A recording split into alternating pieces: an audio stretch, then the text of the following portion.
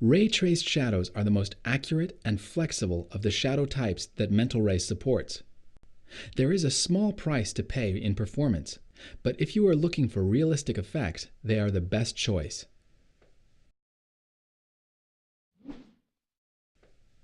Ray-traced shadows work by casting rays from the current surface point being rendered to every light in the scene. A check is then performed to see whether the rays intersect any object.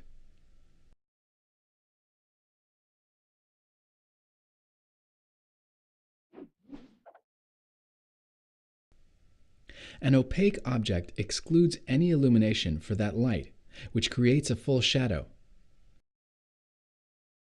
Transparent objects are evaluated by calling their material shadow shaders. The resulting transparency will affect the amount of light passing through, and consequently, the intensity of the shadow. If no objects are intersected, the surface is fully lit.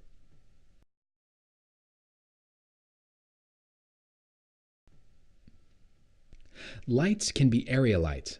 This means that when you cast a ray from a point on a surface to the light, you have to consider that the light is not a point light and may only be partially visible.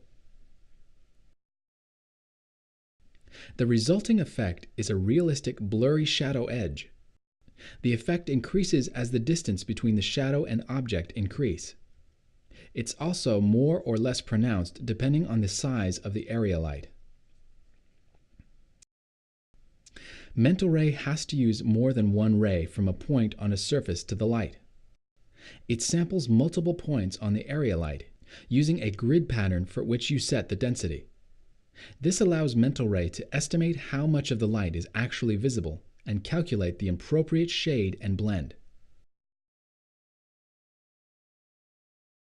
The result is then smoothed out by blending samples taken from neighboring points on the surface.